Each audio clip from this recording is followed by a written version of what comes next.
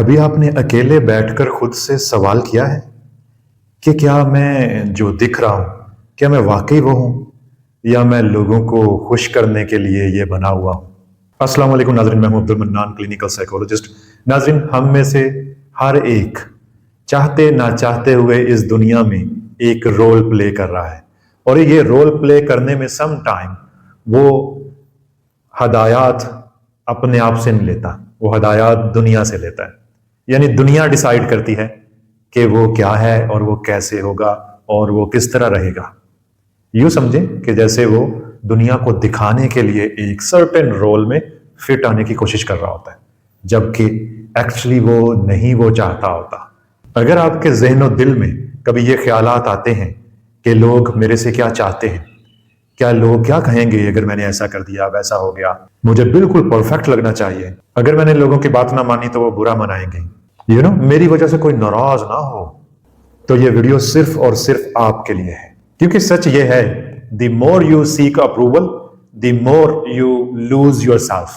आज इस video session में हम बात करेंगे बचपन के ट्रॉमा और उसकी असल हकीकत, अप्रूवल एडिक्शन, और ये शुरू कहां से होती है, सेल्फ वर्थ का सही मतलब क्या होता है, क्रॉनिक स्ट्रेस और जिस्म पर उसका असर, नो बोलना क्यों जरूरी है, और सबसे अहम अपनी असल आइडेंटिटी की शनाख्त और उसको वापस लाना।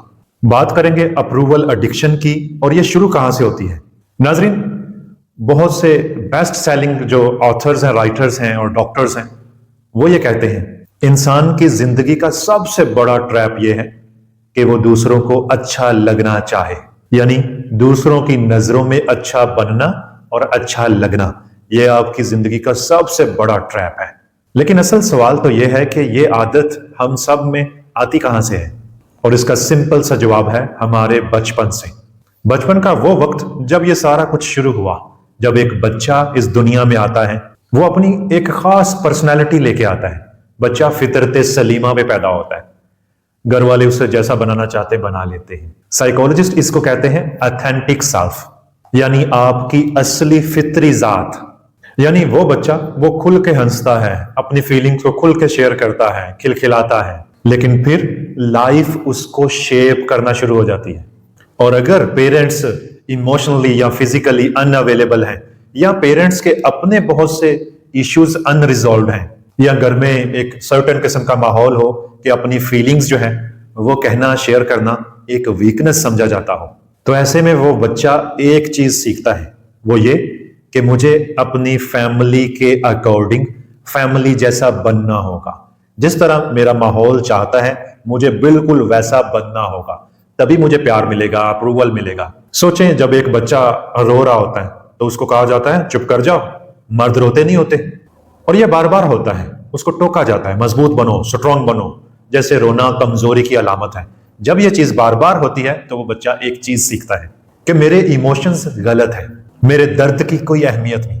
फिर वो आहिस्ता आहिस्ता अपनी एक्चुअल और असल फीलिंग्स को अपने अंदर दबाना शुरू कर देता है, और पता है बाहर के लिए वो एक एक्सेप्टेबल वर्जन क्रिएट करके बैठ जाता है। दुनिया को दिखाने के लिए एक मास्क, एक परसूना वो पहन लेता है, अंदर कुछ और बाहर कुछ और। इसी वजह से जब मेरे पास कोई भी क्लाइंट आता है, हम साइकोथेरेपी करते हैं, तो हम उनका जो रियल सेल्फ है उसको तलाश करते हैं, जो आइडियल सेल्फ है उसके और रियल सेल्फ के दरमियान गैप देखते हैं कितना हो चुका है। To be accepted I stopped being myself. अब बात करेंगे सेल्फ वर्थ की, कि क्या मैं काफी हूं। नाज़रीन, आज का जमाना एक झूठ आपको सिखाता है कि अब तक आप वैल्यूएबल हैं, तब तक आपकी सेल्फ वर्थ है जब तक आप प्रोडक्टिव हैं। यानी गोया बिजी रहना इज इक्वल टू सक्सेसफुल होना। अगर तुम कुछ भी बना नहीं रहे तो तुम कुछ भी नहीं हो। और हम सब अनकॉन्शियसली इस झूठ को सच मान के चलते हैं।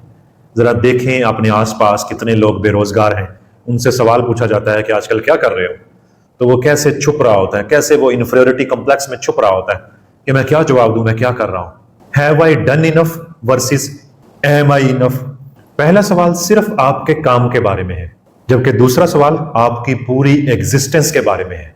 मसलन आज आपने मीटिंग्स अटेंड की, काम किया, बच्चे भी संभाले, खाना वाना भी पकाया, सौदा साला भी बाहर से लाए, जो कर सकते थे किया, लेकिन रात जब आप सोने के लिए लेटते हैं तो आपको ख्याल आता है मैं इनफ नहीं हूं, मुझे कुछ और करना चाहिए था, ये तो सब कोई कर लेता है, ये तो कुछ भी नहीं है, मुझे कुछ और करना चाहिए था। गोया आपका इनर क्रिटिक बहुत क्रूर है। Soften your inner critic. नाज़रीन याद रखें, ये फीलिंग्स काम की कमी की वजह से नहीं आ रही कि आपने कोई काम ज्यादा नहीं किए, बल्कि ये फीलिंग्स आपके वो बचपन की जो प्रोग्रामिंग है वहां से आ रही है। जब आपको डांट पड़ा करती थी कि ये क्यों कर दिया, ये थोड़ा किया है, इसको मजीद करो, वो जो डू मोर की डिमांड्स आपसे इन्वायरमेंट करता था, आज आप खुद से वो करना शुरू हो गए हैं। याद रखें, your worth is not based on your productivity, you are enough just as you are. नाज़रीन फिर आती है एक ऐसी कैफियत, एक ऐसी स्ट्रेस जो आपके जिस्म पे तारी हो जाती है, जब आपकी बॉडी खुद बोलती है कि बस बहुत हुआ। याद रखें, स्ट्रेस सिर्फ जहन की चीज नहीं है, ये सीधा आपकी बॉडी पर असर करती है। और लंबे समय का जो स्ट्रेस होता है, जिसको क्रॉनिक स्ट्रेस कहते हैं, ये मुख्तलिफ किस्म की बीमारियों का सबब बन जाती है। जैसे IBS है, पेट के प्रॉब्लम्स आएंगे, एंजाइटी है, हेडेक रहना, बार बार सर में दर्द रहना, ऐसी थकन रहना जो कभी दूर नहीं होती, रेस्ट करने से भी दूर नहीं होती, इम्यून सिस्टम का कमजोर हो जाना, और सबसे बढ़कर नींद का इशू क्रिएट हो जाता है। इसका मतलब यह हुआ कि जब आप अपनी जिंदगी में किसी को नो नहीं बोलते तो आपकी बॉडी खुद ही नो बोलना शुरू हो जाती है। वो ऐसी कैफियत में चली जाती है जहां आपकी बिल्कुल बस हो जाती है, लेकिन आपका जहन फिर भी लोगों के अकॉर्डिंग चलने पर इसरार कर रहा होता है कि जैसे मानो आपकी कोई रिस्पेक्ट नहीं रह जाएगी। आप हाँ हाँ बोलते रहते हो, लोग आपको खपाते रहते हैं। आप इस माशरे में फिट होने के लिए, क्योंकि आप मिसफिट फील करते हैं, तो आप उस माशरे में फिट होने के लिए जोर लगाते हैं। इसमें आपकी बॉडी जो है वो खत्म होना शुरू हो जाती है। इमेजिन करें, आप अपने ऑफिस में बैठे हैं, बॉस ने एक्स्ट्रा काम दे दिया है जो जॉब डिस्क्रिप्शन से बाहर की बात है। आपकी जो जॉब डिस्क्रिप्शन है उससे हटके आपको एक्स्ट्रा काम दे दिया है, और आप सोच रहे हैं कि अगर मैं इनकार करूंगा तो बॉस नाराज हो जाएगा, उसकी नाराजगी कैसे मोल लूं, स्ट्रेट मना कर दूंगा तो उसे बुरा लगेगा ना। घर में फैमिली से कोई प्रॉमिस कर दिया, वो पूरा ना हो सका तो जोर लग रहा है आपका। आप बहुत थके हुए थे और आपके दोस्त ने आपको इनवाइट किया, आप उसे कह ही नहीं सके कि मैं थका हुआ हूं, नहीं आ सकता। आप वहां चले गए थकन के बावजूद, दोस्त बुरा मना लेगा। एक दिन आप बीमार पड़ जाते हैं, थकन, जिस्म दर्द, गोया आपके जिस्म ने जवाब दे दिया। When you don't listen to yourself, your body will speak for you. नाजरीन अब बात करेंगे कि लर्न हाउ टू से नो। इस पे मेरा एक वीडियो सेशन भी है। नो बोलना सबसे जरूरी स्किल है। अक्सर मैं स्कूल ट्रेनिंग्स में देखता हूं कि वो बच्चों को यस बोलना सिखा रहे होते हैं, यस मैन बना रहे होते हैं, बल्कि वो ये भी नसीहत करते हैं कि अपने बच्चे को हर बात पे नो ना बोलो, उसे यस भी कहो। मैं इससे डिसएग्री करता हूं। बच्चे को इतना मजबूत बनाओ कि बच्चा आपको भी नो बोलने की जरूरत कर सके।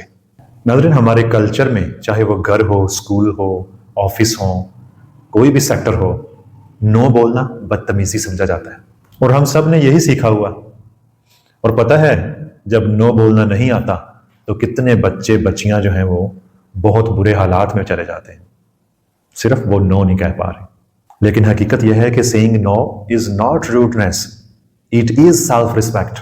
जब आप नो बोलते हैं तो आप अपनी एनर्जी को प्रोटेक्ट करते हैं, आप अपनी बाउंड्रीज सेट करते हैं, आप दूसरों को बताते हैं कि आपकी भी एक इंडिविजुअल हैसियत है, आपकी अपनी एक जात है। इस तरह आप अपने रिश्तों को ज्यादा हेल्दी बनाते हैं। बहुत सी देहातों में हमारी खवातीन हैं, वो अपने हस्बैंड्स को ये बता ही नहीं पाती कि उनकी अपनी एक जुदागाना हैसियत है, उनके अपने जज्बात हैं। बस हस्बैंड समझते हैं जैसे जो मैंने कह दिया वो हरफ आखिर होना चाहिए, और वो हस्बैंड की खुशनुदी के लिए बहुत कुछ सफर करती हैं, बहुत कुछ।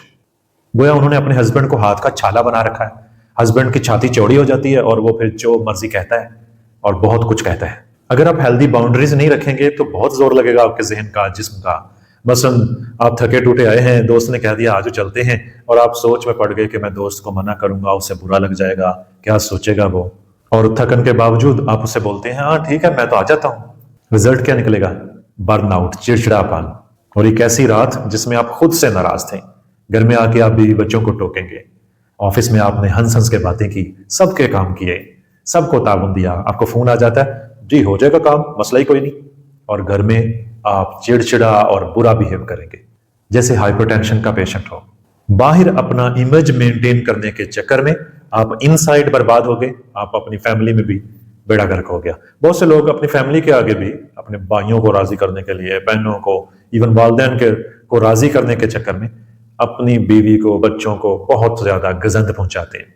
आप सोचें, अगर आप अपने दोस्त को कहते सॉरी यार मैं थका हुआ हूं, मैं नहीं आ सकता, तो क्या हो जाता? आपने अपना ख्याल रखा, दोस्त ने अंडरस्टैंड किया और आपने एक रिश्ता बचा लिया और एक हेल्थी बाउंड्री भी स्टैब्लिश कर ली कि आपकी अपनी भी हैसियत है। No is a complete sentence, it needs no explanation, no apology. अब डिस्कस करेंगे हीलिंग का असल रास्ता क्या है। नाज़रीन, डॉक्टर गेबरमेट ने हीलिंग का एक बड़ा जबरदस्त रास्ता बनाया है। वो है कंपैशनेट इंक्वायरी, अपने आप को जज किए बगैर समझना। इसका मतलब हरगिज ये नहीं है कि आप बैठकर एक दिन में सब कुछ ठीक कर दें, बल्कि इसका मतलब है बैठकर अपने अंदर झांकना और जानना कि ये फीलिंग्स आ कहां से रही हैं, ये जो मैं यस मैन बना फिरता हूं, ये कहां से आ रही हैं। और इसके लिए आपको खुद को जज नहीं करना। और एक अहम बात, अगर आप ओवर थिंकिंग करते हैं, अगर आप खुद को जज करते हैं, अगर आप हमेशा लोगों को खुश करने में लगे रहते हैं, अगर आप कभी नो नहीं बोल पाते, ये आपकी कमजोरी नहीं है, ना ही आप बहुत पारसा और नेक हैं जो ऐसा कर रहे हैं। ये आपका सर्वाइवल मैकेनिज्म है। एक वक्त था जब ये तमाम चीजें आपको सेव रखती थी। आपने ये सीखा क्योंकि आपको ये सीखना पड़ा सेव रहने के लिए। Your coping mechanisms were once your protection. Healing का हरगिज ये मतलब नहीं है कि आप अपने आप को बुरा समझने लगे। हीलिंग का मतलब है सेल्फ जजमेंट से निकलकर सेल्फ कंपैशन में आना। सबसे बड़ा सवाल, what is true for me? Doctor Mate ने अपनी एक टॉक में एक सवाल दिया जो जिंदगी बदल सकता है। सिर्फ ये एक सवाल रोज अपने आप से पूछें, what is true for me?